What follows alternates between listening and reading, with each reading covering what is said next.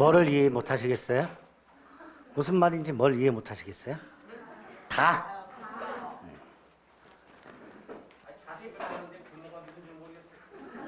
일도 안 돼요, 이해가? 일도 안 되진 않죠, 그죠? 한 10 정도 되나? 오늘 제가 떠든 것 중에서 여러분들이 눈으로 확인한 것 중에서 그래도 한 3분의 1 정도는 이해되시지?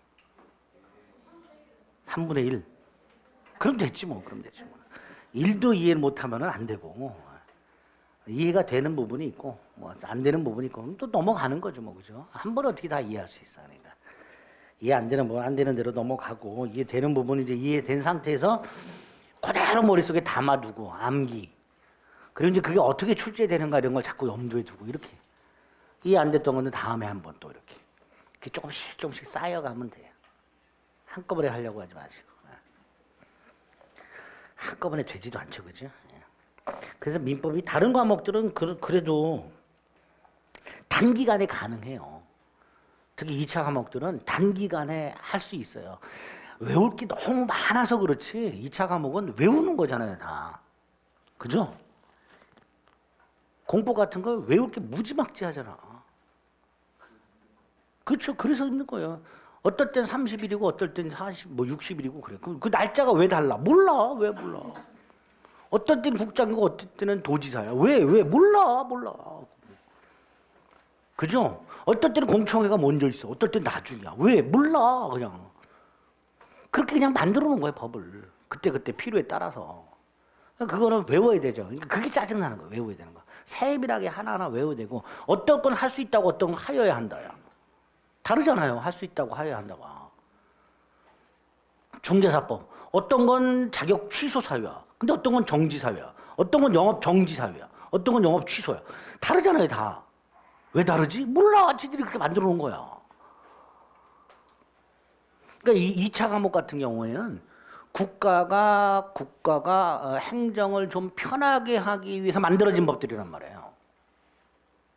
그래서 국가가 자신들의 행정을 좀 편하게 하기 위해서 국민들을 규제하는 목적이 만들어진 법들이 2차 과목들이에요.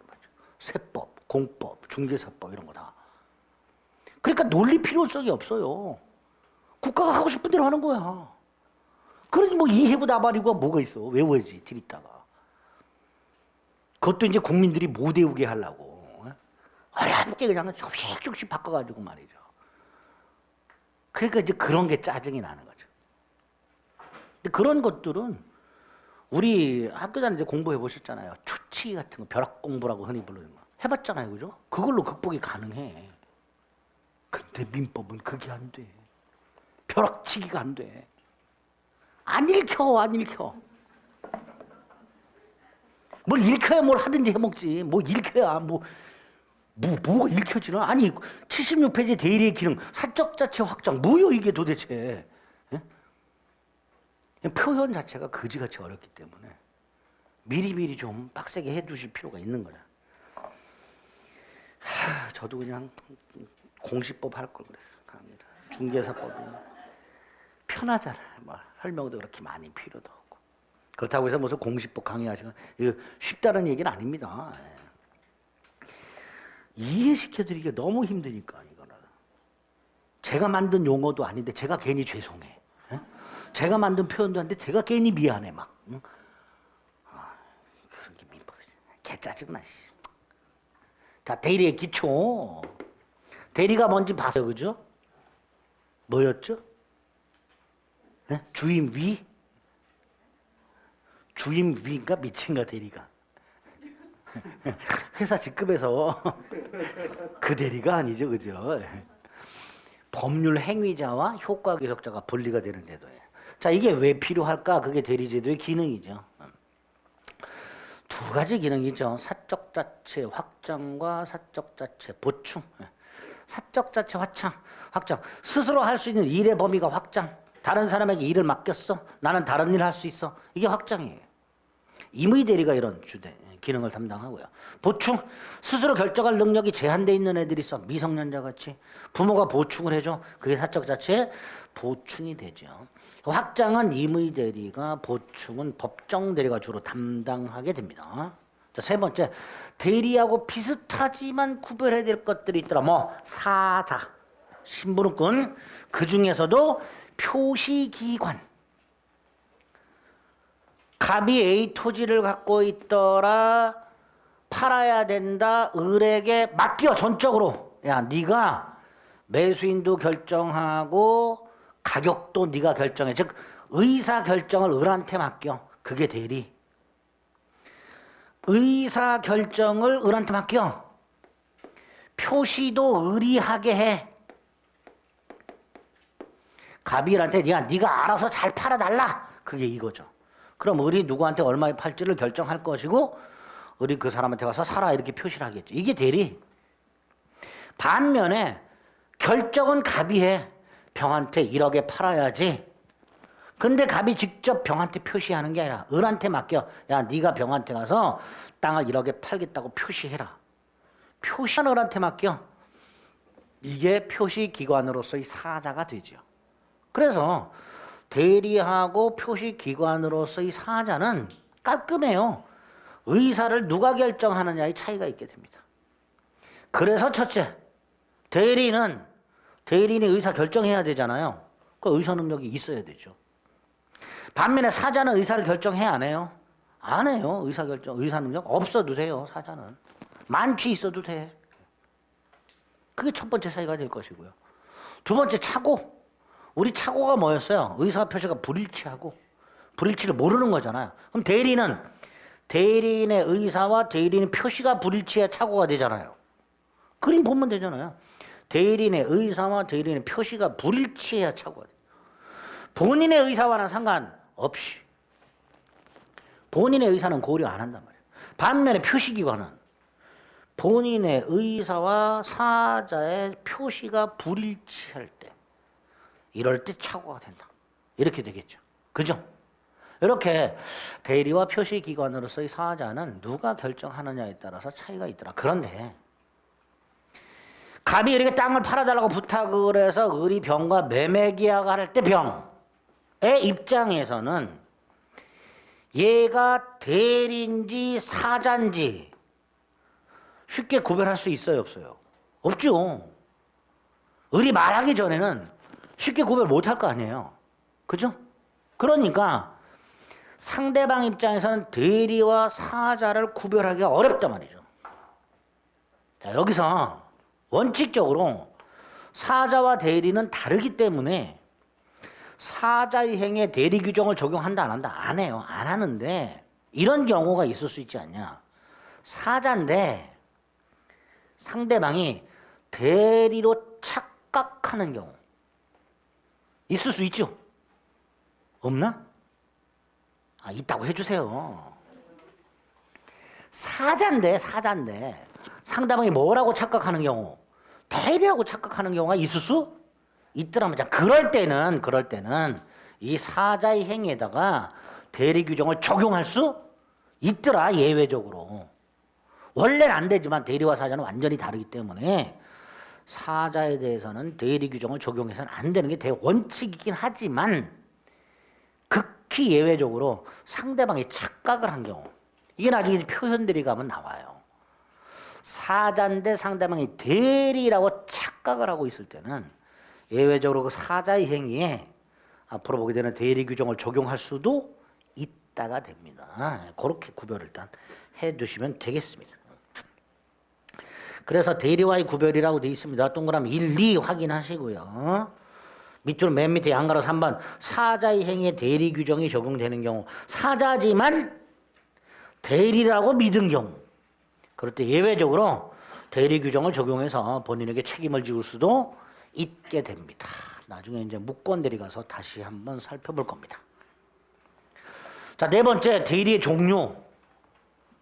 간단하게 기억하세요. 대리는 임의대리, 법정대리가 있고요. 유권대리, 무권대리가 있고요. 그죠? 임의대리, 법정대리, 유권대리, 무권대리, 능동대리, 수동대리가 있습니다. 그런데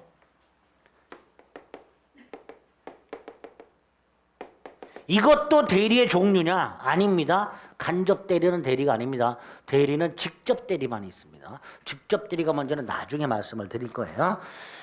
다음 중 대리의 종류가 아닌 것은 간접대리가 답으로 옛날에 한번 나온 적이 있습니다. 대리는 임의대리, 법정대리, 능동대리, 수권대리, 유권대리, 무권대리 이런 것들이 대리의 종류고 직접대리, 간접대리는 대리의 종류가 아니에요. 대리는 직접대리만 존재하고 간접대리는 다른 제도예요. 그래서 위에 보면 간접대리라고 있죠. 2번. 이건 대리가 아닙니다. 일단 그렇게만 생각을 해주시고 밑으로 쭉 내려가면 5번 대리가 적용되는 범위라고 되는데 대리가 적용되는 범위란 자신이 직접 하지 않고 대리인을 통하여 할 수 있는 것 그걸 말합니다. 자, 자신이 직접 하지 않고 대리인을 통해서 할 수 있는 것 대원칙 재산상 법률행위 그게 대원칙이죠. 매매 같은 거. 따라서 첫째 가족법상의 법률행위 뭐가 있을까? 혼인. 아니 대리인을 통해서 결혼할 수는 없잖아. 그건 당연한 거죠. 가족법상 행위. 그 다음에 법률행위가 아닌 것들. 자, 법률행위가 아닌 게 뭘까요? 준법률행위, 사실행위, 불법행위. 이거 법률행위가 아니잖아. 그럼 어떤 분들은 왜 아닌가요? 아니 아니니까 이름이 다르잖아. 준법률행위, 사실행위, 불법행위라고 부르잖아요. 그게 뭔지 몰라도 돼요. 이런 것들은 법률행위가 아니니까 대리가 안 된단 말이지. 그런데 우리 준법률행위 중에서 기억나실란가? 의사의 통지. 기억나세요? 뭐가 있었지 그거? 최고. 관념의 통지 있었죠? 통지 승인. 그죠? 준법률행위 중에서 이 두 놈은 의사표시하고 겉모습이 비슷해. 그래서 여기에 대리가 허용된다. 아까 우리 상대방이 있는 의사표시도 상대방한테 도달하면 이렇게 된다 그랬죠. 그 111조 1항도 상대방이 있는 의사표시에 적용하잖아요. 근데 그걸 여기에도 적용한단 말이죠. 이렇게. 왜? 요 두 놈은 법률행위가 아닌데 비슷하단 말이죠. 외형상. 그래서 대리가 허용되지 않는 것 중에서 79페이지 맨 위에서 두 번째 줄. 준법률행위 중에서 의사의 통지와 관념의 통지는 대리 규정이 적용된다라고 돼 있죠. 유추 적용된다. 비슷한 내용이 어디에도 나와요. 도달주에도 나와요. 71페이지. 아까 확인 안 했던 거 71페이지에 가면 가운데 윗부분에 동그라미 3번 있죠. 111조 1항은 상대방 있는 의사표시에 적용이 된단 말이죠. 그죠? 111조 1항을 다시 한번 보세요. 왼쪽에 상대방 있는 의사표시는 도달하면서 이렇게. 근데 이건 의사표시 아니에요. 아니잖아. 그런데 여기에도 이걸 적용한단 말이죠. 유추 적용.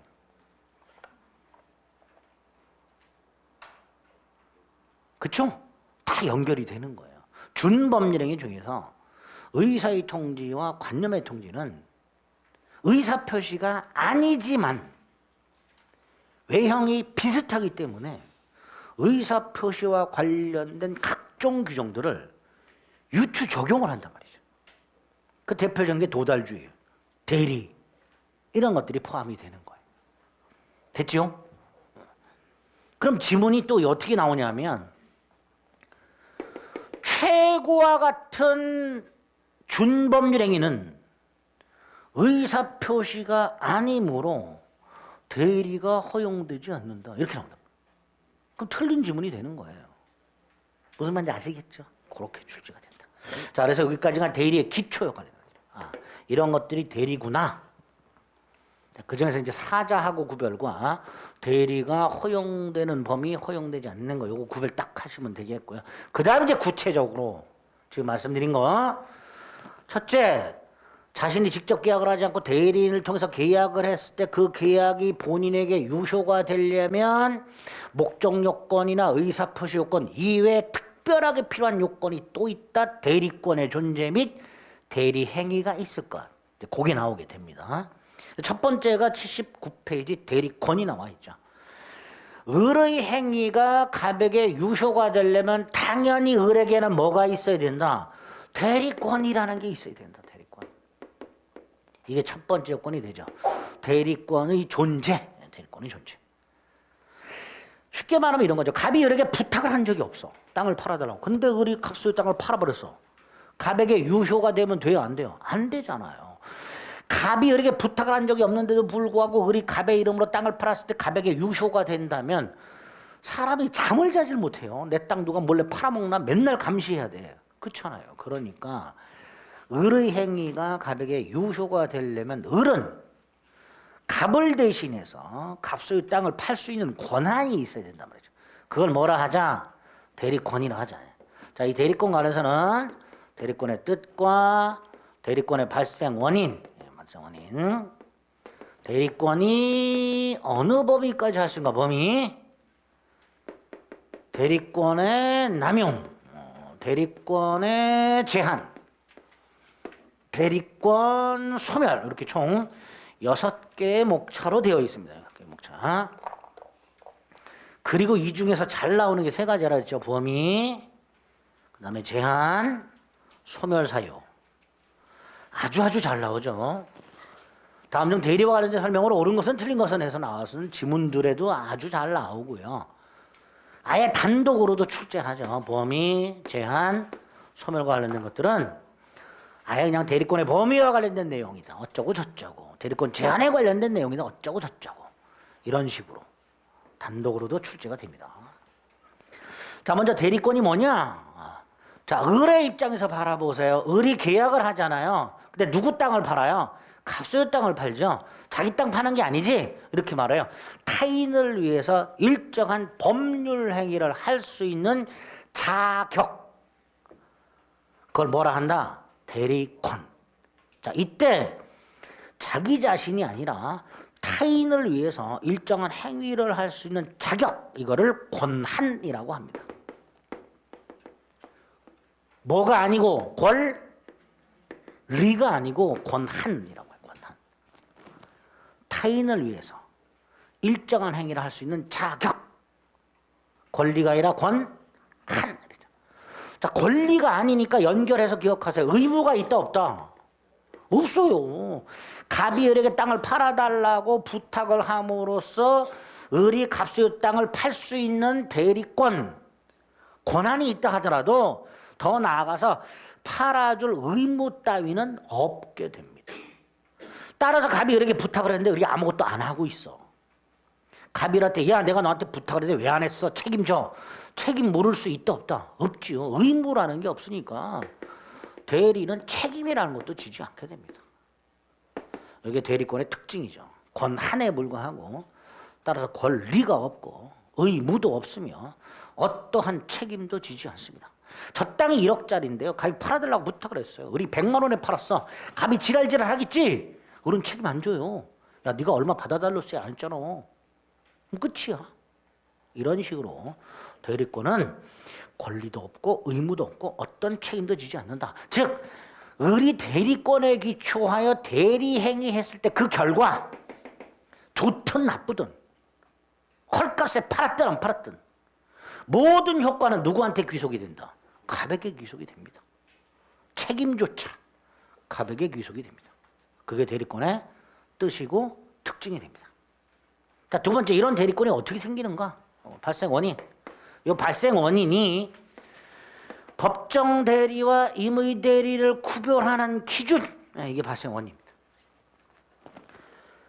이런 지문이 나온 적 있다고 그랬죠. 법정 대리와 임의 대리는 대리권의 범위로 구별한다.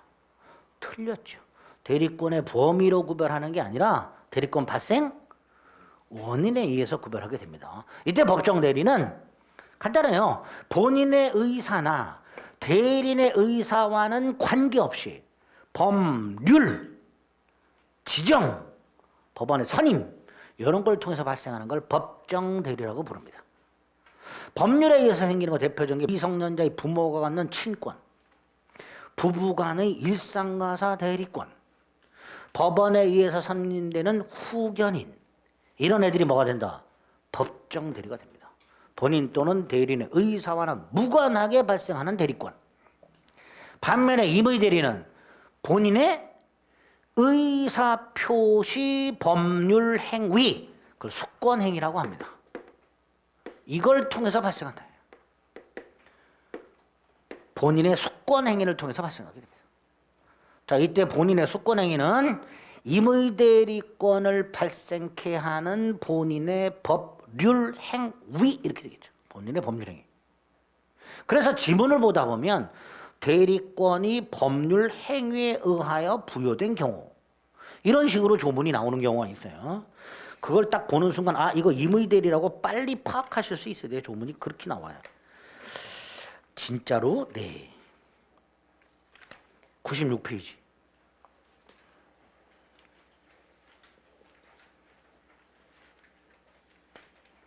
2번 임의대리인의 복위권 및 책임에 120조가 있죠. 거기 시작이 뭐라고 돼 있어요? 임의대리인의 복위권이라고 돼 있죠. 제목이. 근데 조문은 뭐라고 돼 있어요? 임의대리권이 아니라 대리권이 법률 행위에 의하여 부여된 경우 이렇게 출제가 된다. 조문이. 이때 대리권은 뭐를 말한다?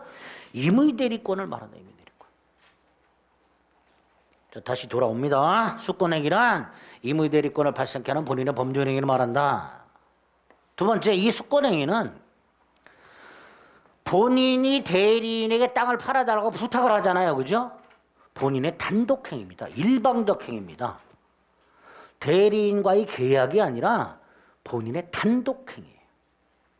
즉 갑이 을에게 땅을 팔아달라고 부탁을 하면 을의 동의나 승낙을 받을 필요 없이 심지어 을이 바쁘다고 거절하더라도 대리권은 발생한다. 그걸 이해하셔야 됩니다. 수권행위 성질 단독행위로 본다.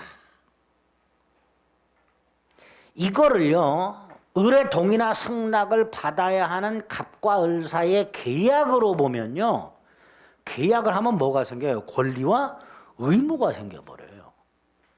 따라서 수권행위는 계약으로 봐서는 안 되고 본인의 단독행위로 봐야 됩니다. 그게 수권행위 성질이죠. 동그라미 1번. 다만 자, 이 수권행위는 자, 갑이 을에게 땅을 팔아달라고 부탁을 했어요. 그럼 을의 동의나 승낙을 받을 필요 없이 을에게 뭐가 생겨요? 대리권이 생겨요. 근데 을은 안 해도 그만이라고 그랬죠. 따라서 갑이 당근을 보통 제시하죠.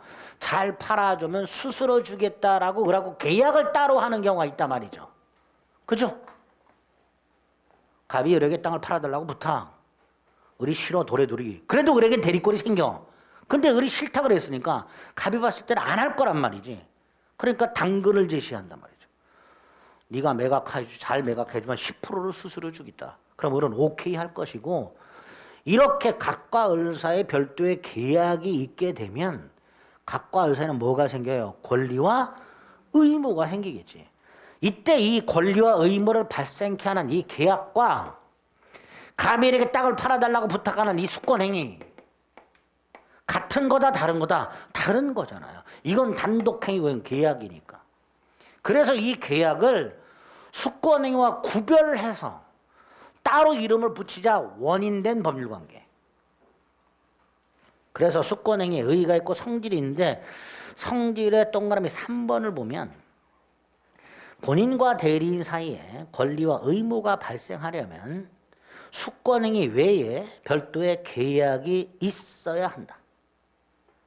본인과 대리인 사이에 권리 의무를 발생시키는 계약을 원인관계 또는 기초적 내부관계라고 부른다. 그래서 대리권을 발생시키는 수권행위와 권리 의무를 발생시키는 원인관계 하나의 행위다 별개의 행위다. 별개의 행위다 말이죠. 구별하자. 양가로 3번 별개의 행위다 동그라미 1번 수권행위의 독자성이라고 부릅니다. 수권행위와 원인관계는 별개의 행위다. 그걸 수권행위의 독자성이라고 부릅니다. 두 번째, 이 행위가 서로 영향을 주느냐 안 준다. 서로 영향을 준다 안 준다? 안 준다. 그걸 수권행위의 무인성 이렇게 부릅니다. 그런데 문제가 하나 생겨요. 우리 이런 경우 한번 생각해 보세요. 은행이 직원과 고용계약을 합니다. 이게 원인관계죠.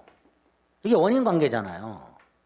그 다음에 교육을 시켜서 대출 업무를 맡겨. 이게 수권행위가 되는 거예요. 고용계약이 원인관계가 되고 교육시켜서 대출업무로 맡기는 것, 이게 수권행위가 되는 거예요. 그런데 고용계약을 해지했어. 해고를 해버렸어. 그래도 이건 영향을 받는다 안 받는다? 안 받는다는 문제가 생겨요. 그죠? 수권행위는 별개의 행위고 독자성, 영향을 안 받아, 무의성. 그러다 보니까 원인관계가 깨지더라도 이건 영향을 받지 않는다는 문제가 생겨요. 그래서 우리 민법은 특별하게 128조에서 뭘 규정하고 있다? 원인관계가 종료가 되면 대리권도 소멸하는 규정을 두게 됩니다. 이게 만약에 하나의 행위라면 이게 종료되면 이것도 당연히 종료돼서 대리권 소멸하겠지. 그럼 128조가 필요 있어요, 없어요? 없지. 굳이 규정을 둘 필요가 없어요. 그런데 별개의 행위이기 때문에 이게 종료하더라도 이건 영향을 받지 않는다는 문제가 있으니까 특별하게 128조를 만들어서 원인관계가 종료가 되면 대리권 소멸한다라고 규정을 둘 수밖에 없다 말이죠. 이거를 예전에 이렇게 기출을 한 적이 있습니다. 기출 지문이 우리 민법은 원인관계와 수권행위를 구별하는 것을 전제로 하는 규정을 두고 있다. 뭔 개소리예요? 이거 말하는 거죠. 128조. 원인관계와 수권행위가 구별이 되는 걸 전제로 요게 종료되면 요것도 소멸하는 것으로 규정을 두게 됩니다. 그죠? 그게 우리 민법의 태도가 되는 거예요. 이렇게 수권행위가 뭐고 성질이 뭐며 원인관계와 구별해야 되고 마지막 오른쪽 수권행위 방식 분류식입니다. 이거 분류식. 민법상 법률행위는 99% 분류식. 일정한 방식이 필요 없어. 갑이 을에게 땅을 팔아달라고 부탁을 할 때 반드시 위임장을 써줘야 되느냐? 아니에요. 구두로 할 수 있어. 팔아달라. 카톡으로도 할 수 있어. 문자로도 되고요. 눈빛만 봐도 알 수 있어. 탁 째려만 봐도 팔아줘. 막 이렇게. 분류식이란 말이죠. 그래서 4번 동그라미 1번 수권행위는 분류식이다. 동그라미 2번 갑일에게 부동산 매각을 의뢰할 때 위임장을 주거나 등기 관련 서류, 인감도장 등을 교부하는 게 보통이기는 하지만 여기서 위임장 교부, 등기 관련 서류 교부, 인감증명 교부 이 자체가 수권행위가 아니다 말이죠. 주면서 뭐 부탁할 거 아니에요. 그 부탁하는 게 수권행위다. 부탁하는 게. 아시겠죠? 분류식이다. 분류식. 그래서 동그라미 3번. 남편이 부인의 인감도장을 갖고 있어요. 부인이 맡겼겠지. 그럼 인감도장을 준 것만으로 포괄적 대리권을 수여한 걸로 봐야 될 것이냐? 아니란 말이죠. 만약에 인감도장이나 인감증명을 교부하는 걸 수권행위로 보면 남편이 부인의 도장을 갖고 있다는 것만으로 부인이 대리권을 줬다고 봐야 될 거예요. 그죠? 근데 그게 아니란 말이죠. 그게 3번 판례죠. 도장을 갖고 있다는 것만으로 대리권을 수여하는 것으로 볼 수는 없다. 분류식이기 때문에 그렇습니다. 대리권을 줬다라고 추정을 할 수 있지만 그 자체가 수권행위는 아니다 말이죠. 이렇게 수권행위의 뜻, 성질, 원인관계 구별, 방식 이런 것들을 확인한 다음 자, 중요한 거 대리권의 범위. 자, 대리권의 범위란 대리인이 어느 범위까지 할 수 있는가의 문제고 왜 이게 문제가 돼요?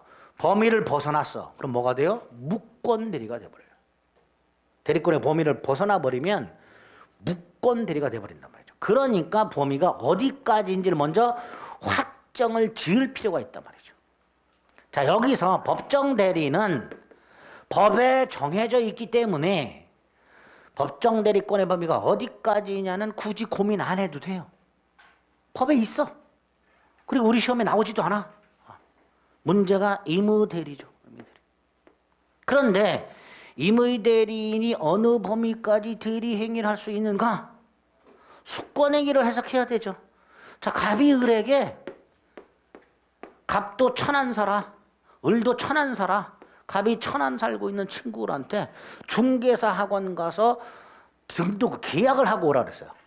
나 공부를 해야 되겠는데 학원이 몇 군데 있으니까 네가 다녀보고 괜찮은 학원 있으면 계약을 하고 오라 그랬어요. 자, 얘는 어느 범위 내의 학원을 알아봐야 될까요? 천안이겠죠. 근데 얘가 대전 가서 끊어왔어.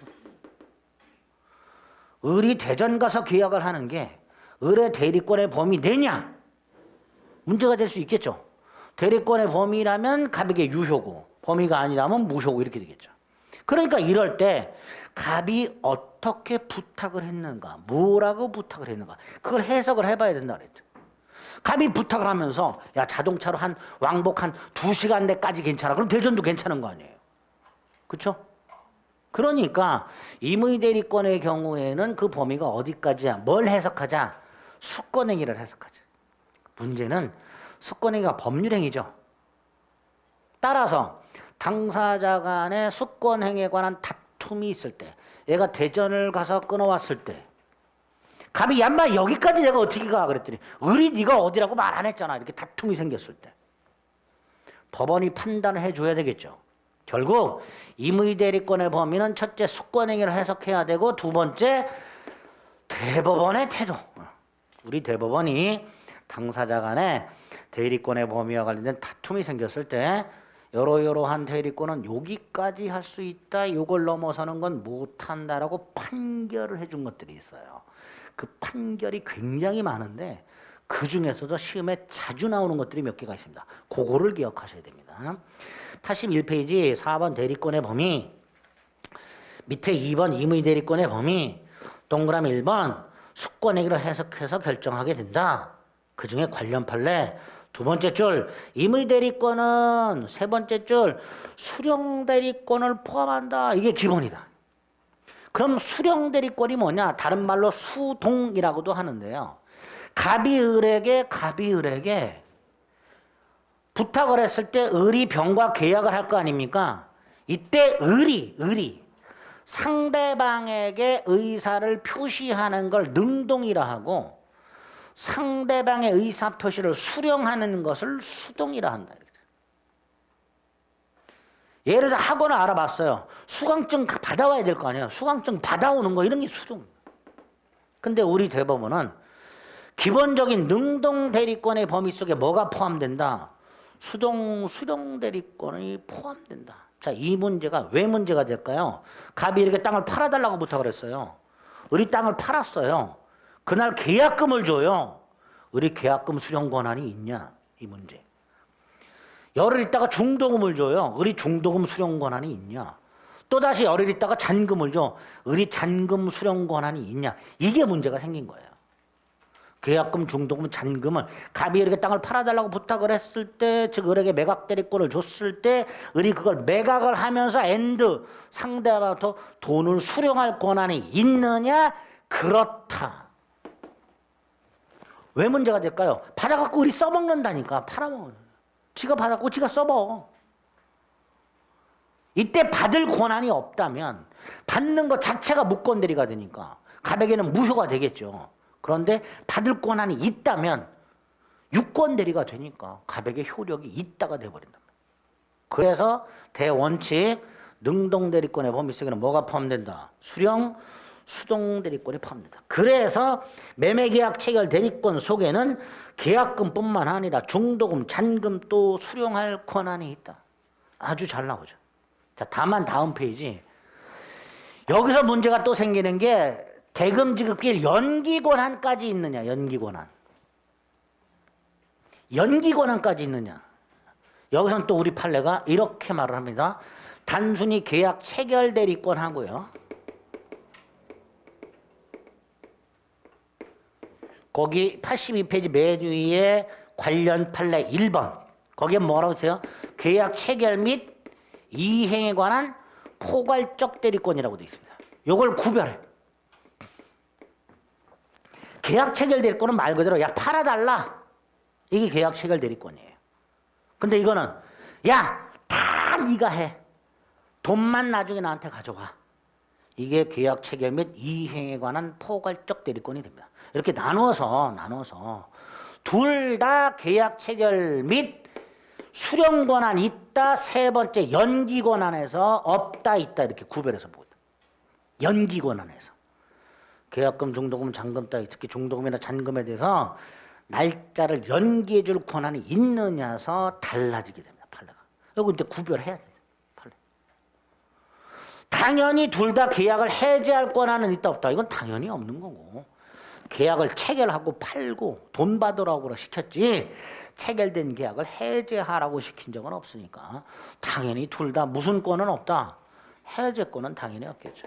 그래서 앞에 있던 판례하고 관련 판례 1번, 2번 계약 체결 대리권을 받았다 해서 계약 해제 등 권한까지 갖고 있다고 볼 수는 없다. 이렇게 되겠죠. 그죠? 그 다음에 3, 4, 5번은 결론만 기억하시면 3번은 가비엘에게 병한테 빌려준 돈을 받아오라고 시켰더니 빈손으로 덜레덜레 와서 불쌍해서 면제를 시켜줬대. 을이 불쌍해집니다. 갑한테 줘 터져서. 그래서 3번 대여금 영수 권한 속에 면제 권한은 없다. 따라서 면제해 주려면 별도의 수권이 필요하다. 4번 돈을 주면서 은행 가서 예금을 하라고 했더니 예금을 하고 나서 그걸 담보로 대출을 받아왔어. 당연히 본인은 뭐라 하겠죠. 누가 네 맘대로 대출 받아왔냐고. 그게 4번 대출 권한 없다. 5번 경매를 받아오라고 했어요. 갑이 을로부터 돈을 받아갖고 병소의 물건을 경매를 받았어요. 문제가 생깁니다. 채권자가 이 경매 신청을 취하하려고 해요. 근데 이미 매각 허가를 받았죠. 법원으로부터 매각 허가가 난 상태에서 채권자가 경매 신청을 취하하려면 경락받은 사람의 동의서가 첨부가 돼요. 내가 부동산을 경락을 받았어요. 법원에 아직 경락대금을 납부하기 전이야. 근데 경매를 신청한 채권자가 경매 신청을 취하려고 해. 이때는 경락받은 사람의 동의가 필요해요. 자, 여기서 경락받은 사람이 갑이에요, 을이에요? 갑이죠. 을은 경락받은 사람의 대리인이죠. 그러니까 채권자의 경매 신청 취하에 동의해 줄 사람은 누구예요? 갑이란 말이에요. 대리인은 경매 신청 취하에 동의해 줄 권한이 있다 없다? 없다. 없다. 그게 5번이 되죠. 그래서 앞에 있는 수령 권한 플러스 지금 본 판례 1, 2, 3, 4, 5 아주 잘 나옵니다. 대리권의 범위에 관해서 대법원 판례. 자, 두 번째. 이렇게 임의 대리 경우에는 수권행위를 해석함으로써 대리권의 범위가 어디까지인지 밝혀낼 수가 있는데 문제가 생겨. 아무리 해석해도 잘 모르는 경우. 갑이요. 건물 하나 갖고 있는데 가족들하고 6개월 동안 해외여행을 가려고 그래. 건물이 있으면 그렇게 해도 되죠. 근데 가기 전에 을한테 맡겼어. 뭐라고 맡겨서? 야, 내가 해외 가 있는 건물 좀 잘 좀 봐줘. 이렇게. 수권이가 있죠? 예? 이때 잘 좀 봐줘 해석을 합니다. 말 그대로 눈으로 잘 보라는 뜻이에요? 예? 아니. 이 건물에 임차인 병이 을을 찾아왔어요. 건물주 갑이 건물에 문제가 있으면 당신한테 연락하라 그랬다. 그래요? 우리 가봐. 그리고 건물을 잘 보고 그냥 가. 그럼 병은 왜 그냥 가냐 그러면 아, 나는 갑으로부터 잘 봐달라는 부탁을 받았고 잘 보고 간다고. 여기서 잘 좀 봐달라는 게 눈으로 잘 보라는 뜻이야? 그건 아니겠죠. 그러니까 해석을 해야 되는 거예요. 이거 무슨 뜻이에요? 관리를 제대로 해달라 이런 뜻이겠죠. 그죠? 근데 문제가 생겨서 엘리베이터를 교체를 해야 돼. 이게 이 관리 권한에 포함이 되느냐 말이죠. 이런 문제가 생길 수밖에 없단 말이죠. 왜? 수권행위가 애매해. 수권행위 자체가 뭐뭐뭐뭐뭐 할 수 있다라고 명확하게 정해놓은 게 아니고 이렇게 애매한 경우가 있을 수 있더라. 그걸 118조에서 뭐라 그래요? 대리권의 범위를 정하지 아니한 대리인 이렇게 되죠. 그게 뭐예요? 임의 대리인데 대리권의 범위가 불분명하단 말이죠. 그럴 때를 대비해서 마련된 게 118조가 됩니다. 권한을 정하지 아니한 대리인, 여기서 대리인은 임의 대리인을 말합니다. 왜? 법정 대리는 법에서 정해져 있다니까. 그래서 권한의 범위를 정하지 아니한, 즉 권한의 범위가 불분명한 임의 대리인은 1호 보존행위, 2호 일정한 범위 내 이용, 계량 행위를 할 수 있다.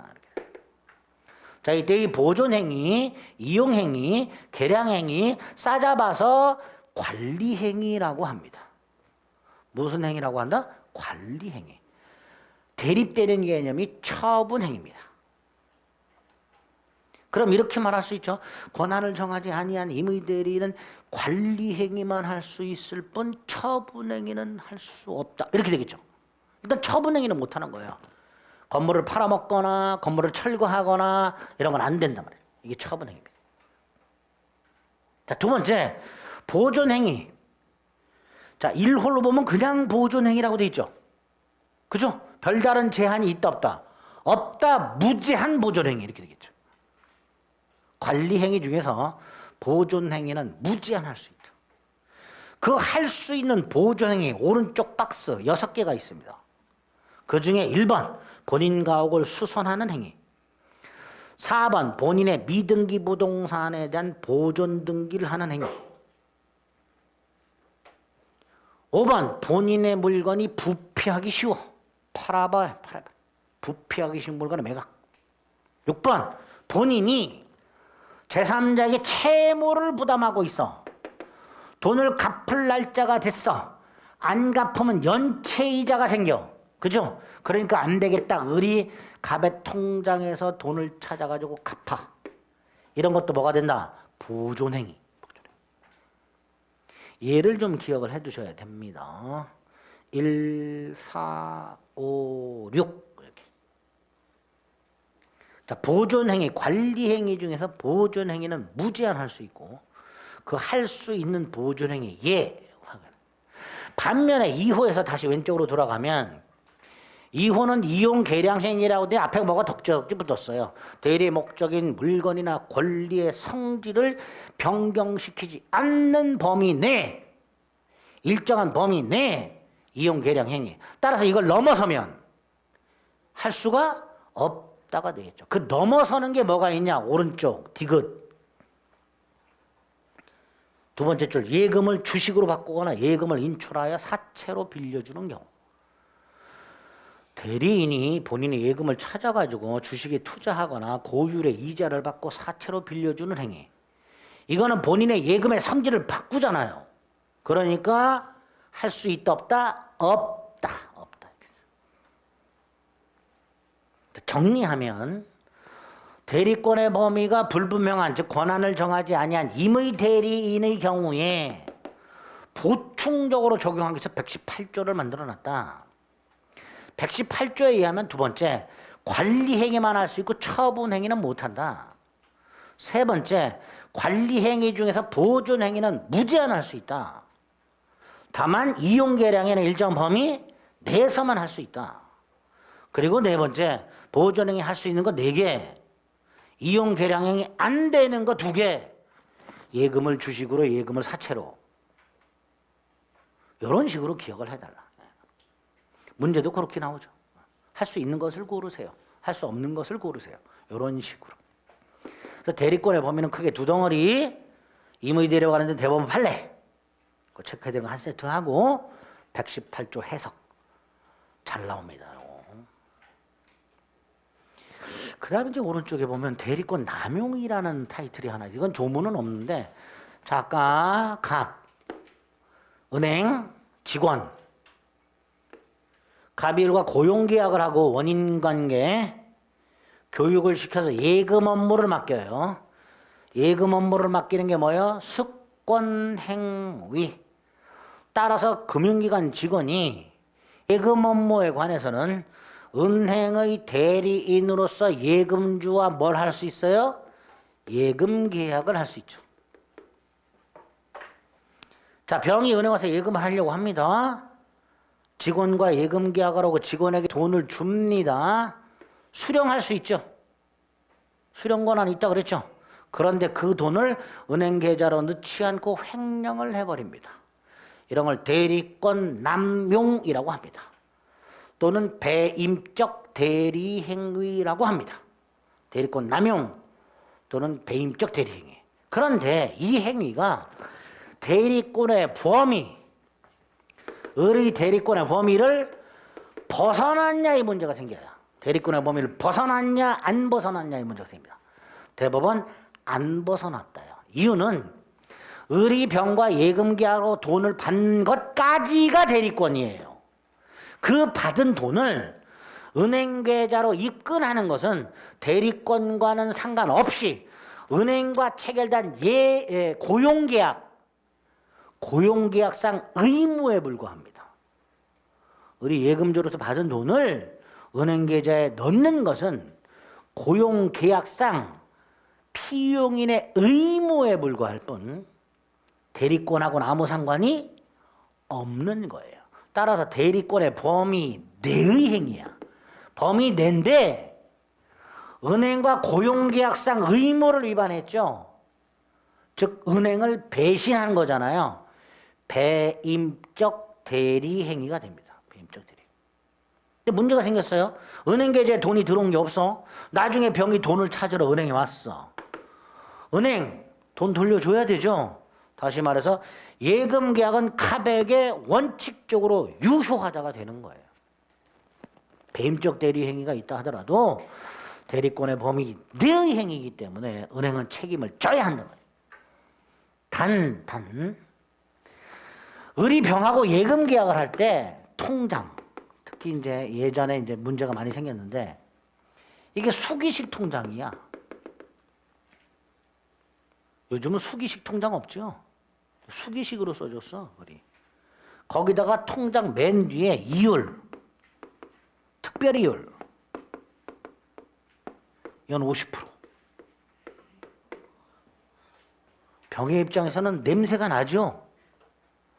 의심스럽죠. 그래 안 그래? 그럼 병의 입장에서 이 자식이 내 돈을 예금 받아갖고 지가 쓰려는 거 아니야? 의심스럽잖아요. 이런 경우 상대방이 대리인의 배임적 의도를 알았거나 알 수 있었을 경우 이때는 카백의 무효다. 이렇게 처리를 한다요. 우리 대법원이. 그런데 조문이 없어요. 조문이. 그럼 우리 지금까지 봤던 것 중에서 비슷한 조문 하나 끌고 와야 돼. 뭐 상대방이 알았거나 알 수 있었을 경우에는 무효로 한다. 뭐가 있었죠? 비진이 표시 규정이 있었죠. 한번 확인해 보겠습니다. 다시 48페이지 48페이지 제2절 네모 1번 진의한 이사퍼시 박스 107조 1항 밑줄 상대방이 알았거나 알 수 있었을 경우에는 무효로 한다.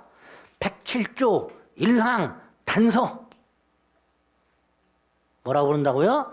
107조 1항 단서. 외워야 돼요. 107조 1항 단서라고 외워야 돼.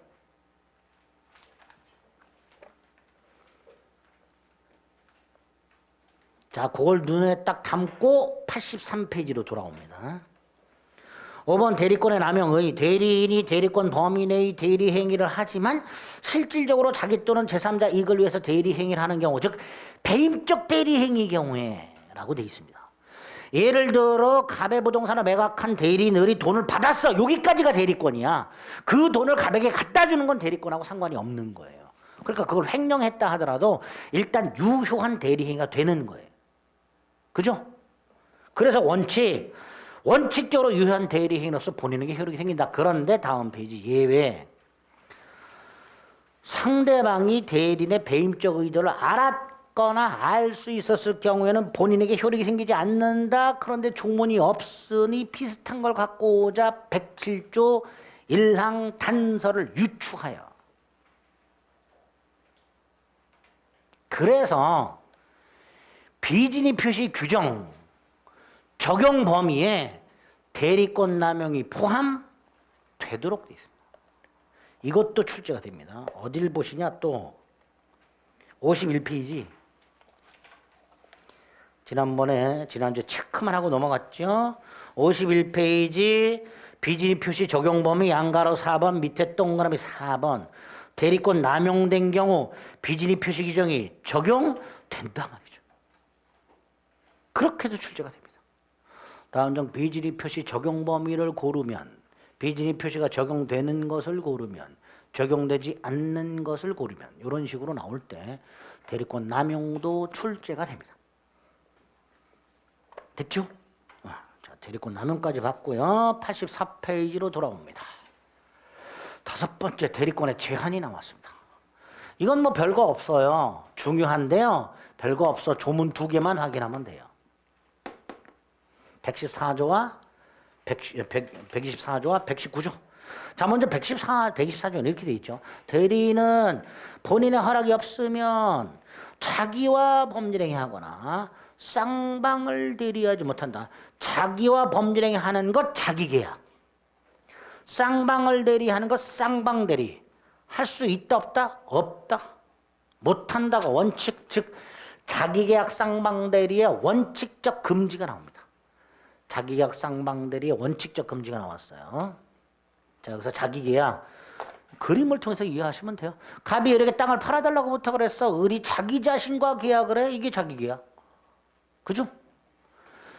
갑이 팔아달라고 부탁을 했어. 을에게. 근데 병은 사달라고 부탁을 했어. 을한테. 그래서 을이 또 계약을 해. 쌍방대리 이렇게 되죠. 이런 자기계약 형태의 대리와 쌍방대리 형태를 원칙적으로 금지하고 있더라. 그게 124조예요. 그런데 앞에 본인의 허락이 없으면 못한다라고 돼 있으니까 반대로 허락이 있으면 할 수 있다 이렇게 되겠죠. 아까 자기계약 쌍방대리는 원칙적으로 금지가 되는데 예외적으로 허용되는 경우가 있더라. 그 중에 하나가 뭐예요? 본인이 허락한 경우. 대표적인 어떤 게 있어요?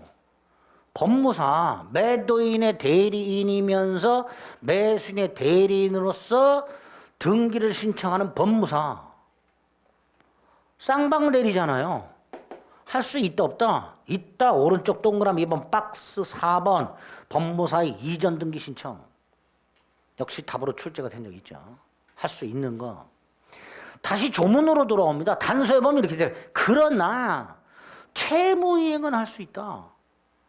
채무이행은 본인의 허락이 없어도 자기계약이나 쌍방대리 형태로 할 수 있다. 그죠? 자, 여기서 채무이행. 돈 갚는 거 생각하시면 돼요. 2가지. 을이 갑의 재산관리인, 대리인이죠. 앤드 채권자. 아까 돈 갚을 날짜가 됐을 때 안 갚으면 연체자 붙는다 그랬잖아요. 그러니까 갑이 을에게 돈 갚을 날짜가 됐을 때 을이 이렇게 자기 자신에게 변제할 수 있다 없다? 있다. 자기계약 형태로 자기 자신에게 변제할 수 있다. 유효한 변제다. 2번째, 사채할선업자. 사채업자 대주, 빌린 사람 차주. 사채알선업자, 대주와 차주의 쌍방대리인. 자, 이때 돈 빌린 차주가 돈을 갚을 때 보통 누구한테 직접 갚아요? 이렇게 갚지요. 근데 이렇게 갚은 경우, 쌍방대리인에게 변제한 경우 채무이행이죠. 허락이 없어도 할 수 있죠. 그러니까 뭐예요? 유효한 변제 이렇게 되죠. 유효한 변제. 124조. 그래서 일단 왼쪽 조문 다시 한번. 자기계약 쌍방대리는 원칙적으로 금지가 된다. 의 동그라미 1, 2 양가로 위에 동그라미 1번. 원칙적으로 금지가 된다. 다음은 본인이 허락하면 할 수 있다고 그랬죠. 또 하나 오른쪽 허용되는 거 박스 2번. 다툼 없는 단순 채무 이행. 특히 차주가 사채 알선업자에게 한 변제, 유효한 변제. 1번, 2번, 4번. 이런 거 기억해달라. 만약에 이렇게 본인 허락이나 채무이행 같은 게 아니야. 그럼 자기계약 쌍방대리 하면 돼, 안 돼? 안 되죠? 근데 했어. 3번 위반의 효과. 우리 대법원 무권 대리로서 무효다. 뭐로서 무효라고요? 무권 대리로서 무효다. 대표적인 판례가 있죠. A라는 물건이 경매가 돼. 갑도 낙찰을 받고 싶고 병도 낙찰을 받고 싶은데 젬뱅이야. 갑이 을에게 부탁, 병도 을에게 부탁. 그래서 한편으로는 갑의 대리인으로서, 한편으로는 병의 대리인으로서 응찰. 뭐라 그래요? 무효. 쌍방대리 형태의 응찰. 무효. 즉 자기계약 쌍방대리를 위반하게 되면, 금지를 위반하게 되면 무권 대리로서 무효가 되고 판례가 하나 있더란 말이죠. 여기서 그냥 무효가 아니라 무권 대리로서 무효라는 포인트가 왜 중요하냐면, 나중에 무권 대리로서 무효인 경우엔 본인이 추인하면 유효가 될 수 있단 말이죠. 본인이 뭐 하면? 추인하면 유효가 될 수 있습니다. 나중에 무권 대리 가서 볼 겁니다. 이런 식으로 질문이 나올 수 있죠. 자기계약 쌍방대리 금지 규정을 위반한 경우에는 무효이므로 본인은 추인할 수 없다. 이렇게 합니다. X, 무효는 무효인데 무권 대리로서 무효이기 때문에 본인은 추인할 수 있게 됩니다. 그런 식으로 질문이 나올 수가 있어요. 자, 이게 124조고요. 그 다음에 119조는 조문만 기억하시면 돼요. 대리인이 여럿 있는 경우 원칙이 무슨 대리? 각자 대리. 각자 대리. 그게 원칙. 따로따로, 을따로, 병따로. 다만 법률 규정이나 수권 행위에서 다른 정한 바, 이 다른 정한 바가 뭘까요? 공동대리예요. 공동대리. 그럴 때는 그러하지 아니하다. 즉 각자들이 할 수 없다. 대표적인 게 미성년자의 부모 혼인 중 공동으로 친권을 행사하라, 뭐 이렇게 되어 있습니다. 대리인이 2인 이상일 때 원칙이 각자 대리인데 예외적으로 법률 규정이나 수권 행위를 통해서 공동 대리하라고 제한할 수 있게 됩니다. 자, 여기서 공동의 뜻 한 장을 넘겨봅니다. 의사 결정 공동을 말합니다. 미성년 갑이 학원을 다녀야 돼. 엄마 아빠가 머리를 맞대고 학원을 결정해라, 이런 뜻이에요. 그게 의사 결정 공동이 됩니다. 자, 결정을 했습니다. A 학원. 자, 이때 이 결정을 학원에 가서 계약을 할 때는 혼자 가도 되지요. 그죠? 을 혼자 가서 우리 아이가 이 학원을 다닐 겁니다 라고 표시, 혼자 해도 되죠. 그러니까 의사를 공동으로 결정했다면 표시는 혼자 해도 된단 말이죠. 그리고 표시하고 나서 책을 받아온단 말이지. 수동이죠. 혼자 받아와도 되죠. 결국 공동대리 제한은 능동대리에만 적용이 되면서 표시행위에만 적용이 된단 말이에요. 결정에만. 의사결정에만. 공동대리 제한이 있을 때 이 공동대리 제한은 능동대리에만 적용. 의사결정에만 적용. 표시행위나 수동수령대리에는 적용된다, 안 된다? 안 된다, 이렇게 말을 하는 거죠. 그 다음 공동으로 결정하라 그랬는데 엄마 혼자 결정했어. 결정을 공동으로 하라 그랬는데 혼자 결정해서 위반했죠. 이것도 무권대리로서 무효, 이렇게 됩니다. 그게 119조. 간단히 조문 확인하시고 위반의 효과 무권대리, 뭐 그 정도 기억하시면 됩니다.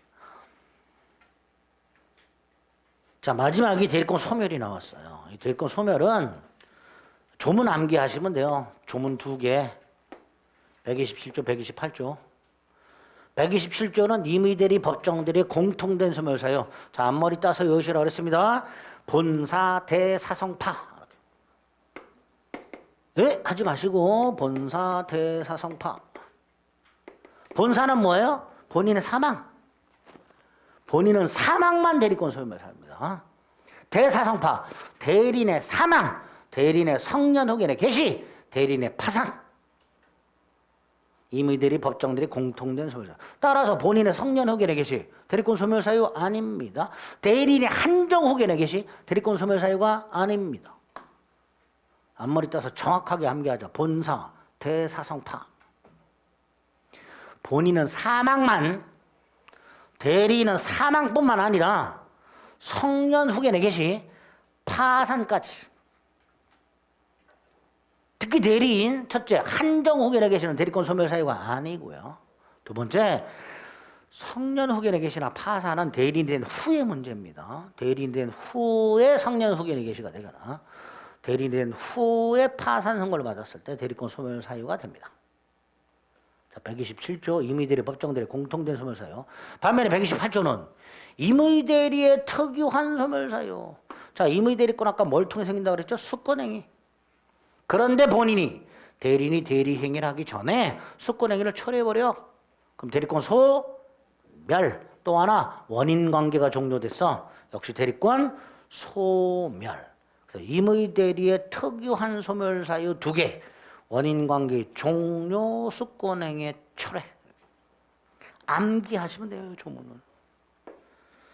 86페이지에 보면 대리권 소멸 사유고 조문이 있습니다. 박스.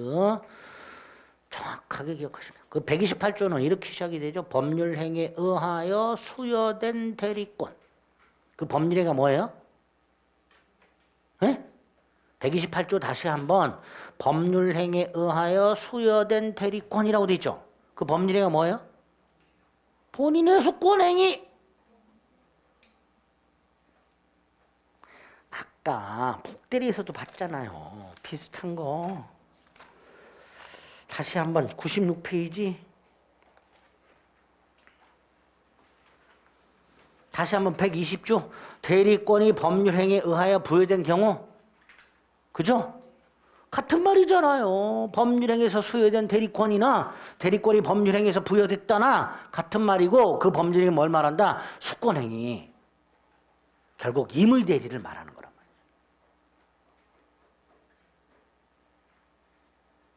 어쨌든 대리권 소멸 사유는 127조 임의대리 법정들의 공통된 소멸 사유와 임의대리 특유한 소멸 사유를 철저하게 암기를 좀 해주셔야 됩니다.